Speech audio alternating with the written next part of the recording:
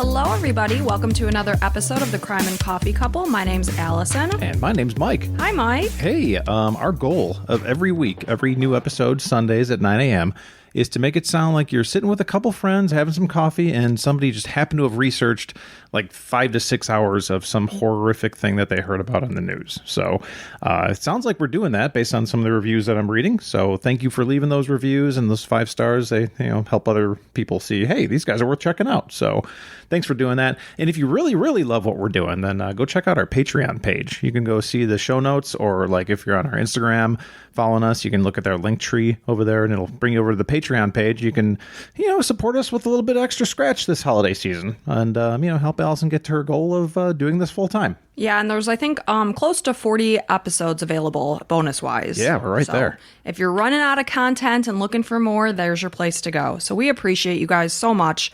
I don't ever want to forget saying that because it's really true that we do. I don't always want to never forget that either. I know. It's like, what the heck? What is wrong with me today? So how are you, Mike? I'm good. I just got back from Texas for some corporate training. And man alive, that Texas barbecue is the real deal. It was fantastic.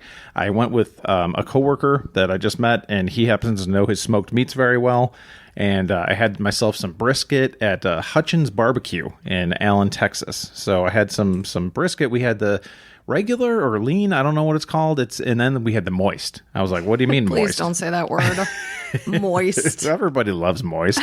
And brisket's no different. So it's got like a nice layer of fat in the middle, like extra fat. Like brisket's pretty fatty as it is. Yeah. But the moist stuff is like from the ends or something. They cut it fresh in front of you, and it's like cafeteria style. You kind of tell them what you want, and they cut it in front of you, or deli style, I'd say.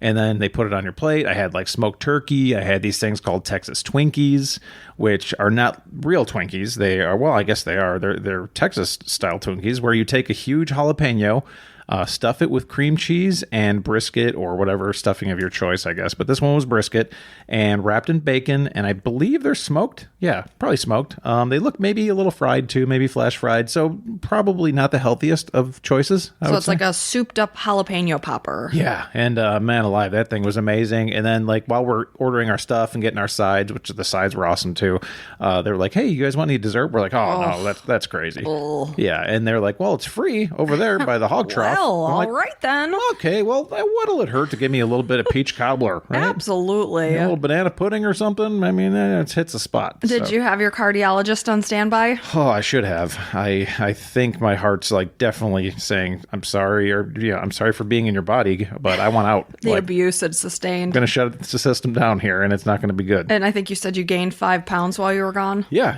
I did, and it was not good. So there's a lot of not good. Sodium in me, a lot of fat, so just if you see me out and about, just you look leave me a little alone. Puffy, swollen, maybe like a sausage yourself. Yeah, that's exactly why. So thanks, Texas Barbecue. Oh, and I got to check out Buc-ee's, which is yes, Buc-ee's. A huge Texas staple, like a landmark gas station. They're cool because they don't allow 18-wheeler trucks at all, but they're like the pretty much the Walmart. I mean, it's kind of the size of a Walmart, like a half Walmart, but it's a gas station. They have like food, clothes, like a shop itself. Because we went to the one in Florida, in northern Florida, and it was so clean and the staff was so nice. By that time, I was so delirious. I think I had driven like 14 hours or something.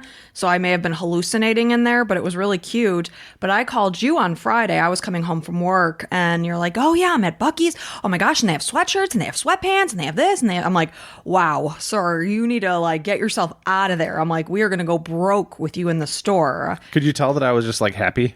Oh, totally. You sent me a selfie of you and Bucky. They had like a dressed up Bucky there, so I got a selfie. And then I'm wearing the Bucky sweatpants right now, and they are so comfortable. So it was nice. Maybe I'll share the Bucky selfie on Instagram. It's cute though. Yeah, so you should share it. It was amazing. They have like a whole section for like sliced meats. It's like a grocery store / convenience store. It's amazing. Drinks everywhere, candy that they make themselves, like Fudge, I think. I think there's a fudge area. Desserts. Yeah, you brought home all sorts of candies. Yeah, hot sauces. Jerkies. They're well known for their jerkies, about 17 different flavors of jerkies. Oh, my gosh. Yeah, and we are not being paid by Buc-ee's. No. They don't sponsor us. I don't think they pay anybody. So, I mean, it's just awesome. So I got the kids a bunch of clothes and stuff. It was a great time. Yeah, it was cute. But we're glad to have you home. And last night we actually had a date night. We did. We went to see Nate Bargatze. He's a comedian. If you've seen him possibly on Netflix, he has several specials.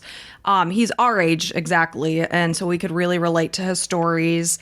So, oh my gosh, we laughed so hard that I wished I had brought some Advil because my temples and my face just hurt. Yeah, he's cool because he's a clean comedian, which I listen to both, clean and crass and whatever. Like my favorite's Tom Segura, and he's super crass. But I mean, it takes an extra little bit of effort to be clean and hilarious. So yes, it's because the whole, I was talking to you, like the element of a joke is the element of surprise. So it's easy to be crass, and not easy, but easier to be crass and surprise people. Where it's like the ending of a story, it's like, oh, I didn't expect that, and being clean. It's so he's really cool. Like for instance, like he's going through like his parents aging. He's going through like him and his wife's relationship. He talks about how dumb he is. He's like, me and my neighbors were sitting outside talking. They're like, what's your property tax? And I'm like, 100,000. And they're like, what? And he's like, I don't know. Like, what do you want me to say so we can stop talking about this?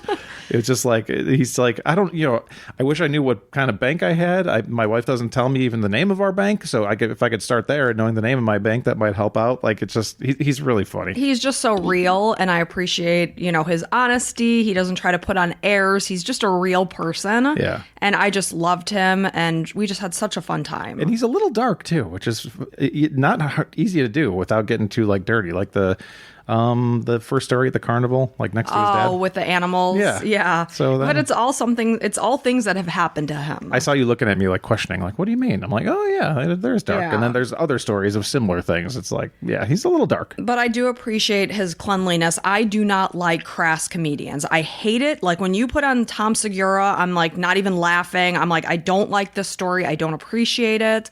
I love a clean comedian, so I adore Nate Bargatze. Even though you're known to curse like a sailor. Yeah, I do. I mean, if you fire me up, every other word out of my mouth is F this, F that, F the other. Yeah. And I always say I don't say that in front of my kids. I'm pretty good about that.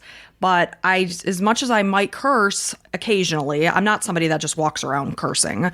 I don't like comedians who swear a lot. Especially if we have a movie on at home and there's like swearing in it. Everybody knows, oh, mommy's not going to like this. No, I don't. I'm sorry. I don't want to show trash to my 12 and 15-year-olds. They're just words. Yeah, I don't care. Yeah. Words mean things. They do. They do. So on that note, if you're ready to jump into this, I am. I'm ready. Let's do it. So this is a listener suggestion from Meg. So thank you so much, Meg.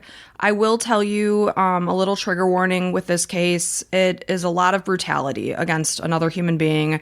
It's a rough one to listen to. This is the murder of Anita Cobby. So 26-year-old Anita Cobby was someone who lived her life with the intention of helping others. She worked as a nurse at Sydney Hospital in Australia. Anita was born Anita Lorraine Lynch on November 2nd, 1952, to parents Gary and Grace. She was the apple of her parents' eyes. She was extremely close with her family. She was just a lovely human being. As she grew up, she told anyone who would listen that she wanted to be a nurse just like her mom was. And it was just something that she never wavered from. She had it as a goal, and it stayed as a goal. And it just so happened that she was drop dead gorgeous. So she was the winner of Miss Western Southern Beauty Pageant in 1979. She did have the opportunity to have a promising modeling career, but she did not want to be deterred from her goal of becoming a nurse. So she kept her eyes on that prize and pursued forward. It's awesome to have that kind of goal so early. Just like, no, I want to be a nurse just like my mom. That's super cool. And for it to never change. Yeah. So after graduating from secondary school, Anita enrolled in a nursing program through Sydney Hospital, and in 1981, she met and fell in love with another student named John Cobby. John remembers thinking that there wasn't a chance in heck that Anita was going to go for him. He felt like she was so far out of his league that it just wasn't a possibility.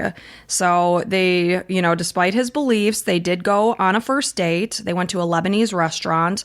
They found that they shared a lot of similar interests. They clicked, they hit it off. So about 1 year later, on March 27th, 1982, the couple got married in a small ceremony with family and friends. A few years after their wedding, John won $10,000 during a horse race. So they decided to take advantage of this, influx of unexpected cash, and they took their dream vacation to the United States. 3 years into their marriage, they found that they were no longer, sadly, on the same page. They had started to grow apart, and they made the difficult decision at that point that they were going to separate. And as they did, and they spent time apart, they realized that they were both missing each other terribly, and that they were good together. They were better together than apart. And sometimes that happens with people where they'll divorce and remarry. Sure. At this point in time, they did not divorce, they just separated. So by winter of 1986, they began to repair their relationship. They were moving in the direction of reconciliation.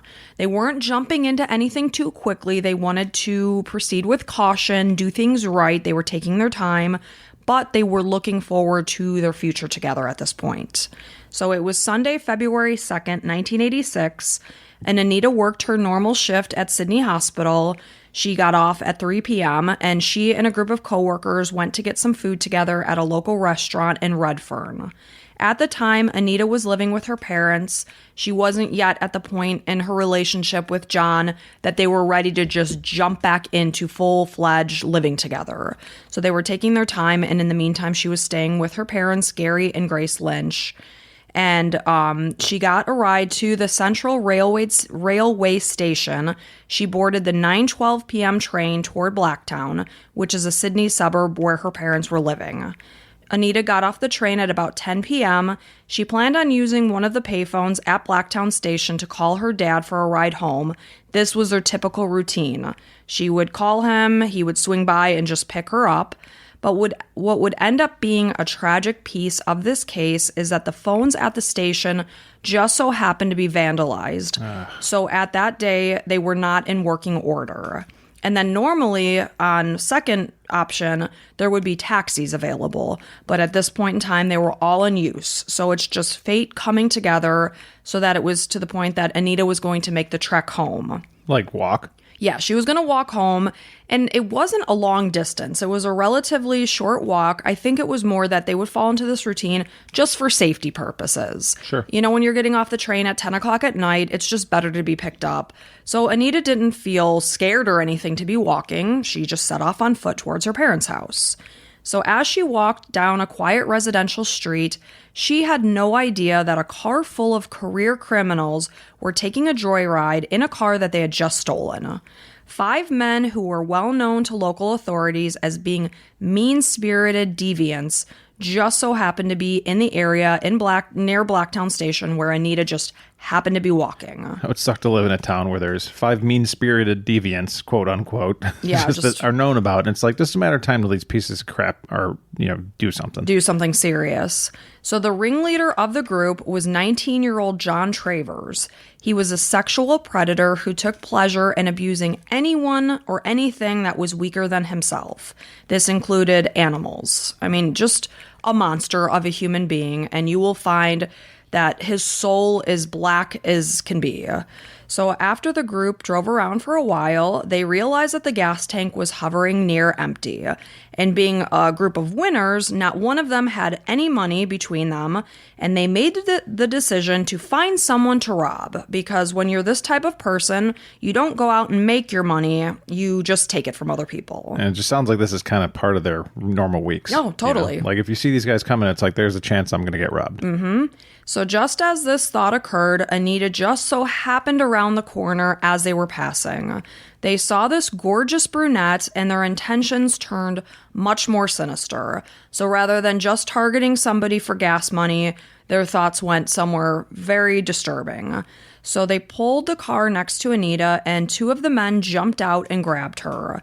She was shocked by the sudden attack. She didn't have a moment to understand what was happening to her, because for 1 second she's walking down the street, minding her own business, just coming home, and suddenly she feels hands on her body and they're pulling her away. So at this point in time, she began to scream and struggle, and she was trying to break free. So just so happened at this time, a nearby brother and sister heard Anita's screams.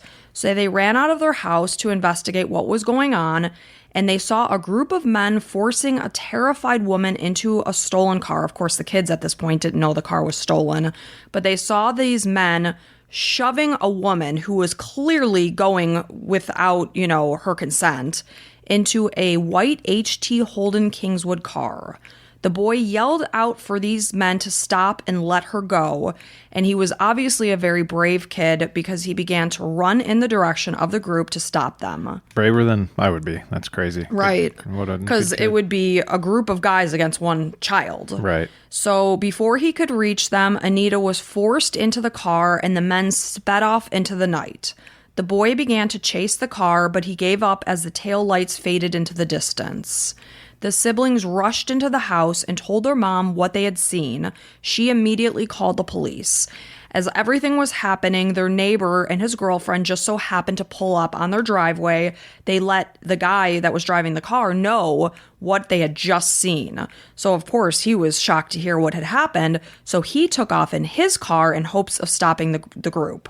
So shortly after leaving, he saw a car that matched the description that he had been given of the car. He saw that it was parked on the side of the road in the rural area of Prospect, which is about 6 minutes from Blacktown. He jumped out of his car with a flashlight. He was hoping to save the woman that he was told was just viciously forced into a car. So he took his flashlight and he shone it into the car. He saw right away that the car was empty. Everything was quiet in the area where he was standing, so he made the assumption that he just had the wrong car. And because he saw no signs of anyone nearby, he made the decision to get in his car and go home. It did turn out, though, that he had found the correct car. And only feet away, the men he was chasing were lying in thigh-high weeds. They were quiet and motionless. They had Anita pinned to the ground. Their hands were covering her mouth in order to quiet her screams. So he was literally standing there with his flashlight only feet away from where they had Anita pinned down. And he's probably in danger, too. I mean, one guy on 4 or 5. Five.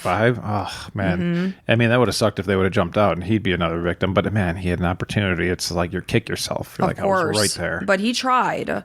So after the man pulled away, Travers and his friends took Anita to a nearby field. They forced her to take her clothes off in the car. She begged the men to just let her go. She told them that she was a married woman. She also said that she was menstruating. She was doing anything in her power to just get them to just let her go. Yeah. Because, obviously she knows she's at risk for dying. Yeah, I got to say anything to try to save yourself. While in the car, her attackers took turns beating Anita. They struck her with such force that they broke her nose and both of her cheekbones. How do you get off on beating somebody that's like defenseless? And I guess it's that whole complex that you were talking about, just anything weaker than these people. Just like... And of course, this is one woman against 5 men. They don't know her. They have never met her in their lives. And my thing that comes to mind is, how do 5 like-minded, vicious, evil people find each other? How does that happen? I don't know. It's like those stories that we talk about, just, folie à deux or whenever, it's just like that hive mind happens and it spreads and it's like, yeah, this is normal because we're all thinking the same thing. Yeah, this brutality and horribleness is just normal. And this is a rough one, but they all forced her to perform oral sex on them. And then they drove to a gas station because, of course, their gas tank was hovering on empty. They took Anita's money and they used it to fuel back up their tank. So from here, they drove off to Reen Road, which was a secluded field where they continued to assault Anita for nearly 2 hours. That poor baby. When they were finished, they dragged her badly beaten body from the car to an area next to a barbed wire fence where they continued to attack her. Anita lay face down in the grass. She was still conscious, as her assailants are now standing over her, discussing their next plans. So Travers is making the point that Anita has... she's seen all their faces. She can identify him or identify them. So this monster makes the declaration that Anita needs to die. So with that, he quickly grabs Anita by her hair. The others are standing around him, cheering him on. He jerked her head back and slit her throat. The act was so vicious that he had nearly decapitated her. Makes you want to like puke. I know. And this poor woman, all she wanted was to do well in life and help sick people. She was working as a nurse that day. She had simply gone off and had dinner. A simple, normal day that ended in a brutal, brutal death. Horrible. And it really hurts my soul. So from there, the group got into the stolen car and they fled from the scene, leaving Anita's body in plain view, having made no effort to conceal her. They drove to the house where Travers was staying and removed Anita's belongings, including her purse and clothing, from the car.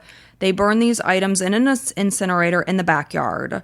They hadn't known that as they were doing this, the neighbor was literally standing in the window watching them as they did this.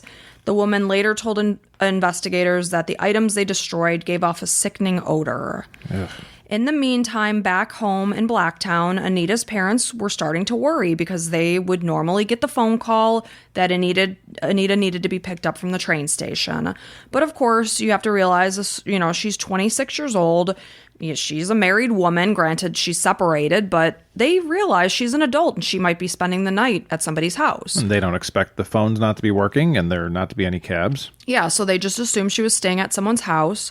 However, the next day, it was Monday, February 3rd, Anita's family was notified that their daughter had not come in for her scheduled shift at Sydney Hospital.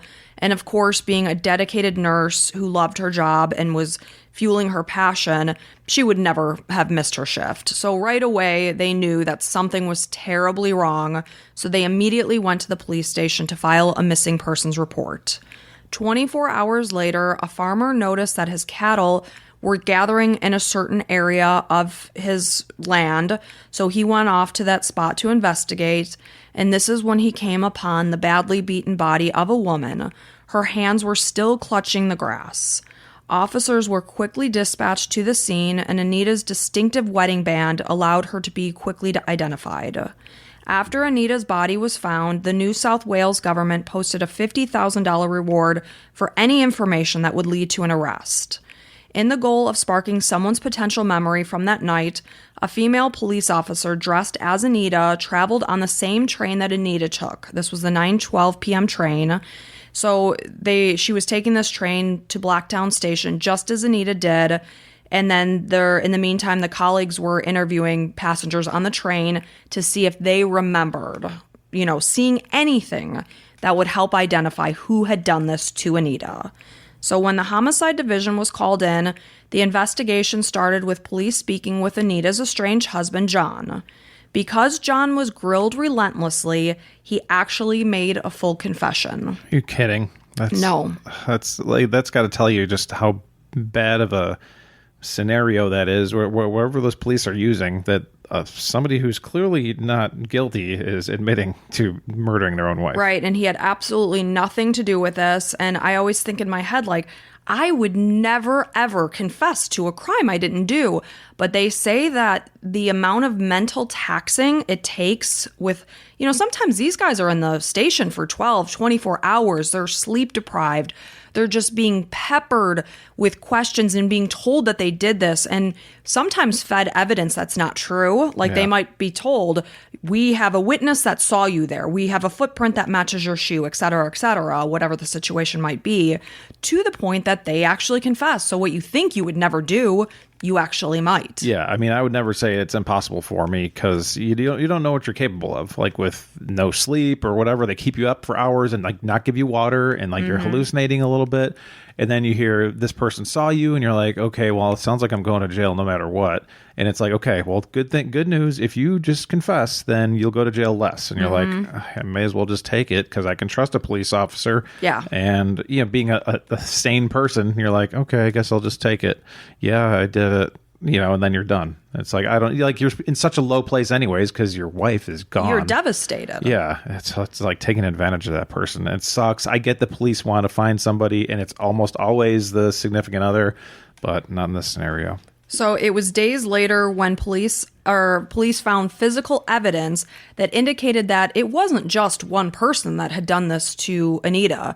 It was clear that there were multiple perpetrators, and none of them were John. It was clear that he was not involved in this case, and he was quickly cleared, despite his confession. Thank goodness he got cleared. Exactly.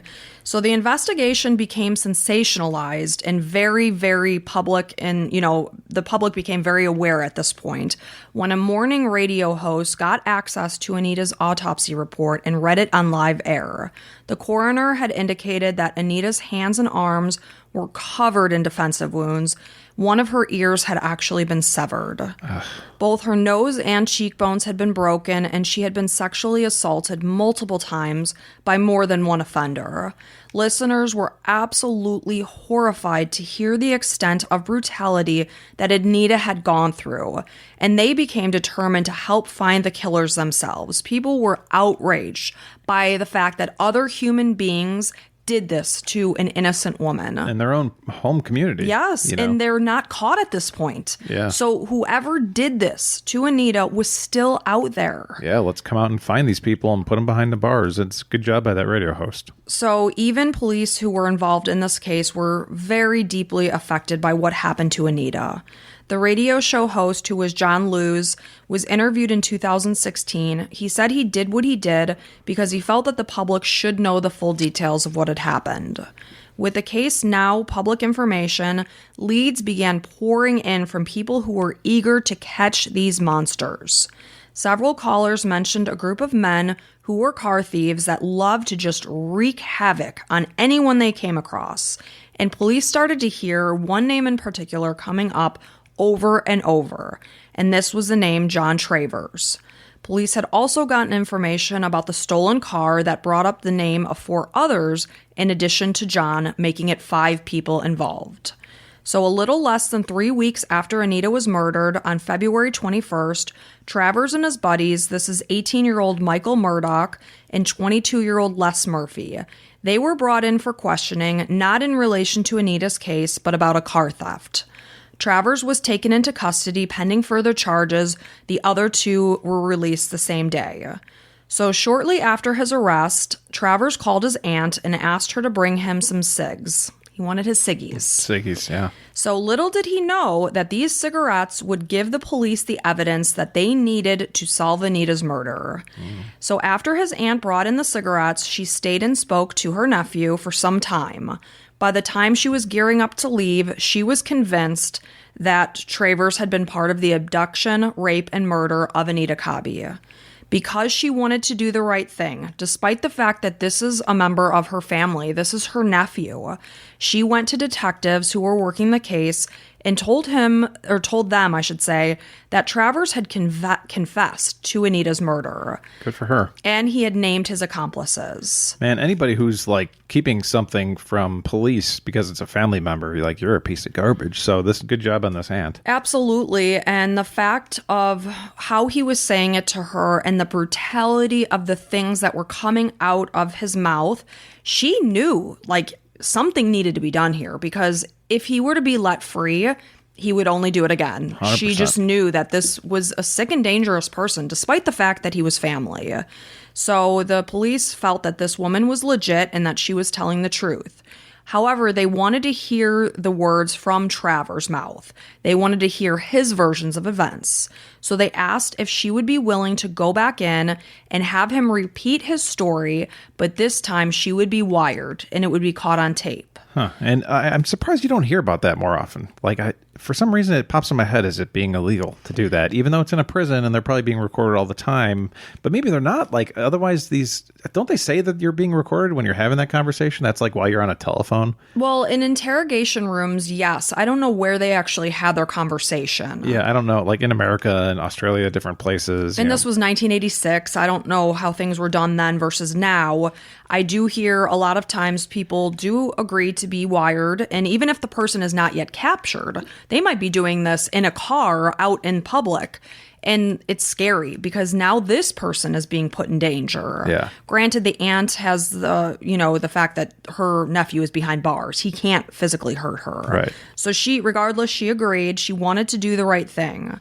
So the woman went to detectives so she agreed. So she was so sickened by the brutal nature of Anita's murder that she said, absolutely, yes, I will do this. So on her next visit, with little effort, she's wired. Her nephew repeats the exact same story. He gave the blow-by-blow account of what had happened the night of February 2nd when Anita was brutally murdered. So now it's all caught on tape. Well, he's getting off on it. He's like so proud of himself, just bloviating how awesome he is. Like, where would you think that's okay to tell anybody about that if you're trying not to get caught? Yes. Like, that's insane. Exactly. I mean, that's what you're saying. Like, he was so proud of what he had done. Like, I mean, forget the fact that he already doesn't think it's wrong to horribly sexually assault and beat this woman. But, I mean, just telling people about it, like, openly, like, you're an idiot. Thank goodness for idiots. Yes. So in addition to talking to her nephew who was behind bars, she also went and spoke with Michael Murdoch. She went to his home and captured his version of events while wearing the recording device. So That's now awesome. It's like confirming all the information because they're telling the same story. She's hopping to toadstools, being like, okay, now we're going to get your story and your story and your story, and you're all going to jail.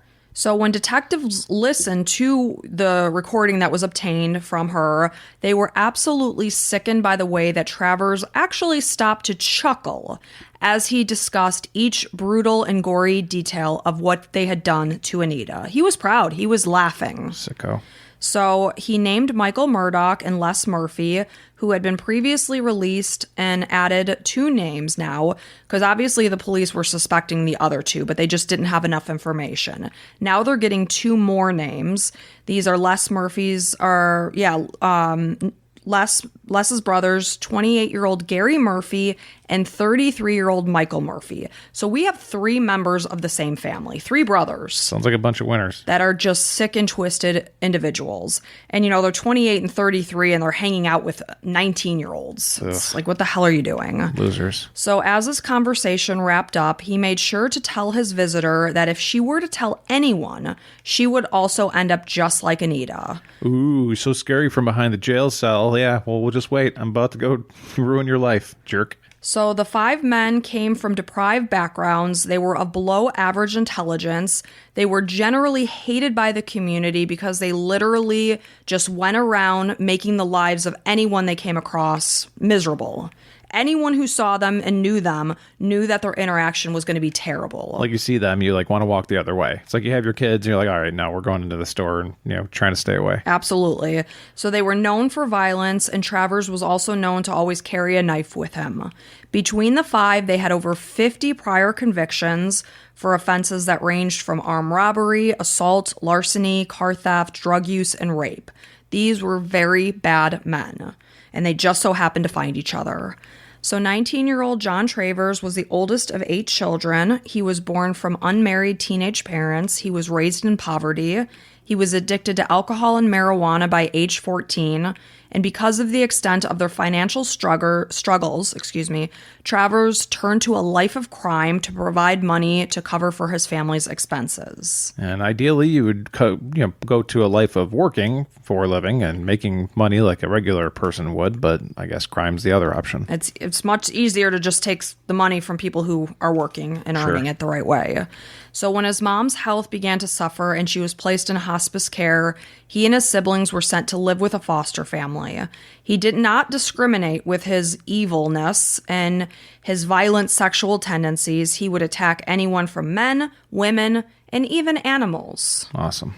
His buddy, 18-year-old Michael Murdoch, was a childhood friend of Travers. He spent the bulk of his childhood in juvenile prisons where he himself experienced sexual assaults.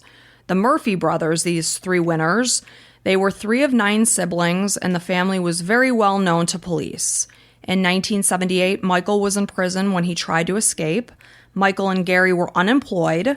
Les worked in maintenance. I mean, these are grown men who aren't working. They're just... Unless you're disabled, like unemployed should not be what you fill out on an application. Like, okay, you're in jail, and what is your occupation? Unemployed. I just don't work in general. I go around. I mean, I guess his job is, you can't really say being a deviant and stealing from people. So I guess unemployed, criminal, same thing. Yeah, I'm just always amazed when I hear a grown person, you're 28 years old, you're 30 something years old. No, I'm unemployed.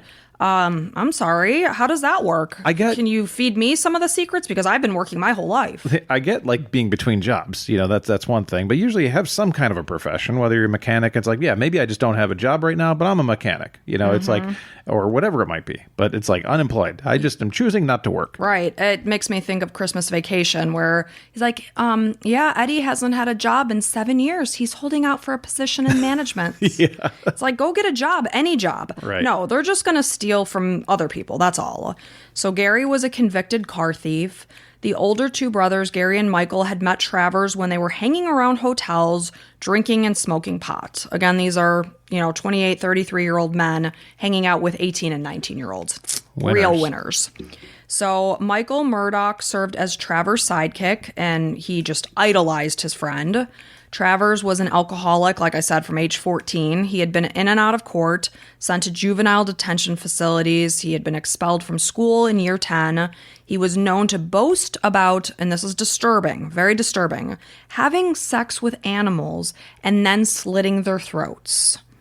Who boasts about that? Who does that? Man, if you're having sex with animals, I mean, I'd imagine that's one thing you would keep to yourself and not boast about. This guy was obviously out of his mind. And surrounded by sick people that would think that was a cool thing to do. Yeah, like, oh, that's funny. It's like, oh, man, it's wrong and disgusting. So he also sported a distinctive teardrop tattoo under his left eye. Cool guy.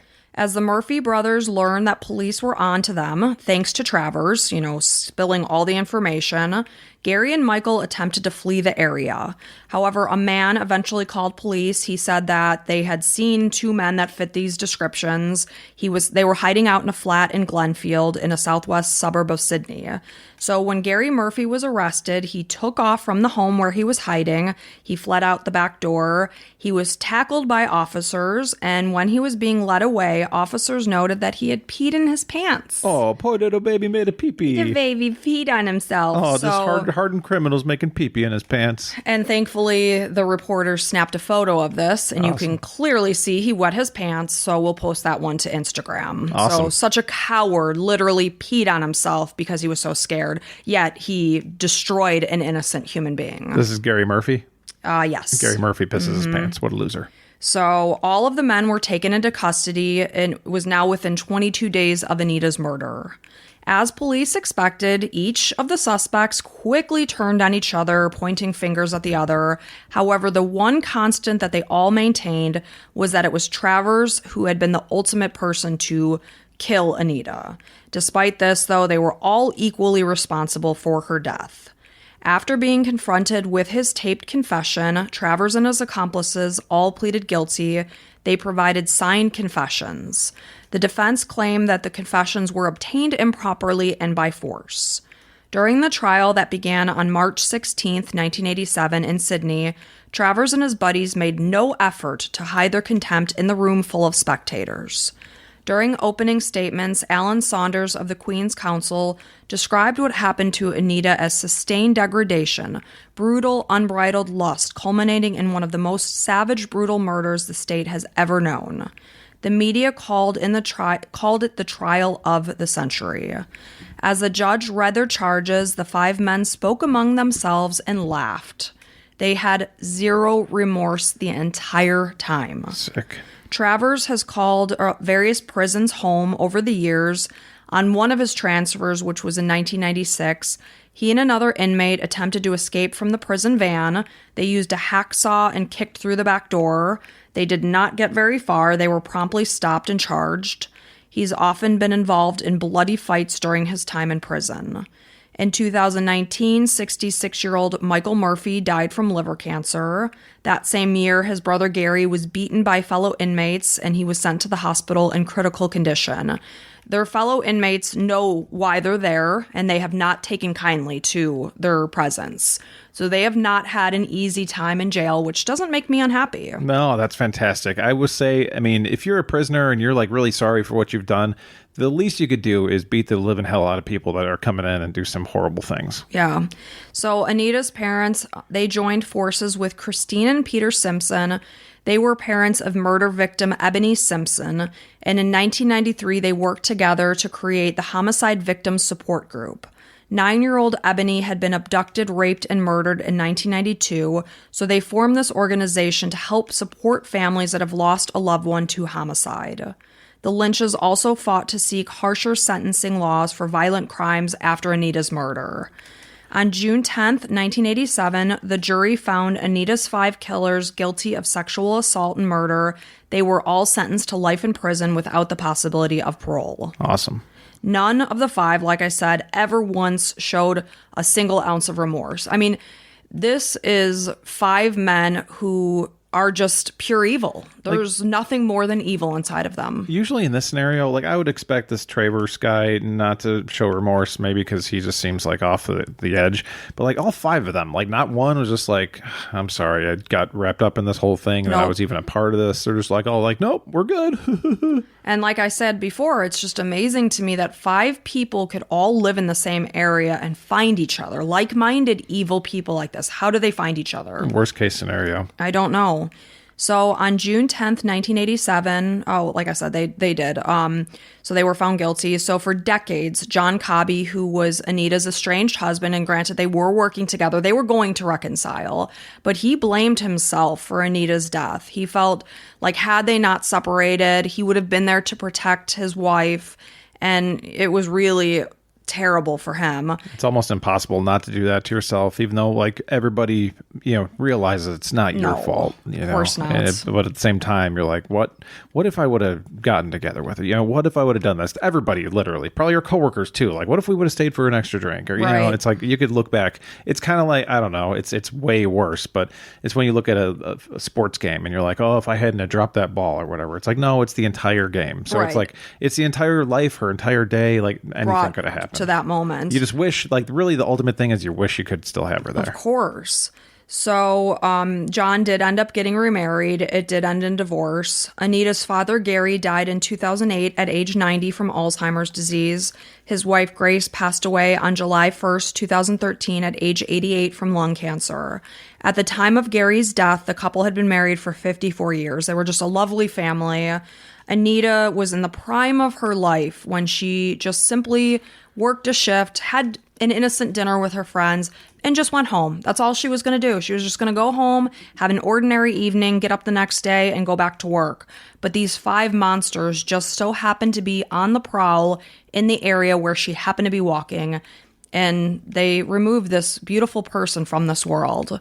And that is the tragic murder of Anita Cobby. That's horrible. Well, thank you for telling Anita's story. And, if anybody can hear this and just be like, keep in mind about walking late at night and things like, nothing Anita could have done differently. How are you supposed to know that these scumbags are going to be reeling around the corner in a stolen car and looking to rape and pillage and just be disgusting human beings? Nobody's expecting that. No, of course not. So it's sad, but she needs to be remembered, and she would have been a great person, was a great person. She was, yeah. Sounds like. So thank you for telling our story. We appreciate it. And if you appreciate what we do, the hours of work that Allison puts into this, then consider becoming a patron. We are a little mom and pop podcast. I am Pop. She is Mom, just in case you get confused. And we're not like these big corporate behemoths that are like all over the place. You see their advertisements all over. We're trying to do this, brick by brick. Brick by brick. Yeah. So I want to say welcome to the latest members of the Crime and Coffee Couple Club, to Joe Carr and Haley. So thank you so much for joining and or upgrading your membership or whatever. Any way of supporting us, we really appreciate it. And that's about all I got. Yeah, so we appreciate each and every one of you guys for being here. We just want you to know we never take that for granted, that you're listening, you're giving positive feedback. We so appreciate all your comments and messages and your patronage. And telling your friends and family and coworkers and hairstylists. The hairstylists are huge because they listen all day long. Yeah, absolutely. So just sharing the word and coming back to listen for more. And until next time, bye.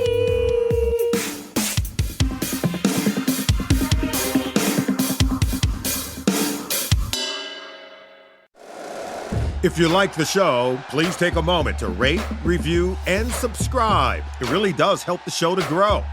Thank you for listening.